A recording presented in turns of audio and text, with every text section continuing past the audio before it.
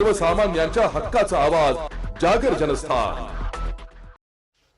धुळ्याच्या मातीतील कलावंतांना मोठ्या पडद्यावर संधी देण्याच्या उद्देशाने जबराट चित्रपटाची निर्मिती करण्यात आली असून यात निजामपूर जैताणे येथील युवा गायक अनुराग जगदाळे याला पार्श्वगायनाची संधी देण्यात आली आहे, अशी माहिती चित्रपटाचे दिग्दर्शिका प्रगती कोळगे यांनी आज येथे दिली आहे। स्थानिक धुळे जिल्हा पत्रकार संघाच्या कार्यक्रमात आयोजित पत्रकार परिषदेत ते बोलत होत्या। यावेळी कोळगे यांनी सांगितले की वयाच्या अवघ्या 16व्या वर्षी संगीत विशारद पदवी मिळवणाऱ्या अनुरागचा संघर्ष आणि त्याची कलेप्रती असलेली जिद्द पाहून त्याला या चित्रपटात संधी दिली आहे।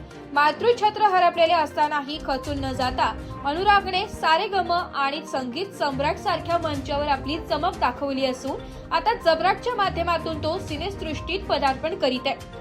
कॉलेज विश्वातील मैत्री आणि प्रेमावर आधारित हा चित्रपट येत्या 6 फेब्रुवारी रोजी प्रेक्षकांच्या भेटीला येत असून धुळ्यातील एडेलॅब थिएटरमध्ये तो प्रदर्शित होणार आहे। या चित्रपटात आयुष संजीव्ज आणि अनुष्का सरकटे ही मुख्य जोडी असून संजय मोने, सुरेखा कुडची, जयवंत वाडकर आणि वनिता खरात यांसारख्या दिग्गज कलाकारांच्या भूमिका आहेत। डॉक्टर जयभीम शिंदे यांचे संगीत लाभलेल्या या चित्रपटात बेला शेंडे, आर्या आंबेकर आणि वैशाली माने यांसारख्या नामवंत गायकांचे स्वर ऐकायला मिळणार आहे। उत्तर महाराष्ट्र आणि खानदेशातील प्रेक्षकांनी आपल्या मातीतील या कलाकृतीला आणि उदयोन्मुख गायक अनुराग जगदाळे याला भरभरून प्रतिसाद द्यावा असे आवाहन दिग्दर्शिका प्रगती कोळगे आणि अनुराग जगदाळे यांनी पत्रकार परिषदेत केले। जागर जनस्थानसाठी प्रतिनिधी रूपक बिरारी, धुळे। चित्रपट येतो 6 फेब्रुवारीला आणि हा चित्रपट हा तरुणाईसाठी आहे आणि सगळ्यांसाठीच आहे। या चित्रपटाची थीम लाईन आहे लव, म्युझिक, मस्ती अँड डान्स।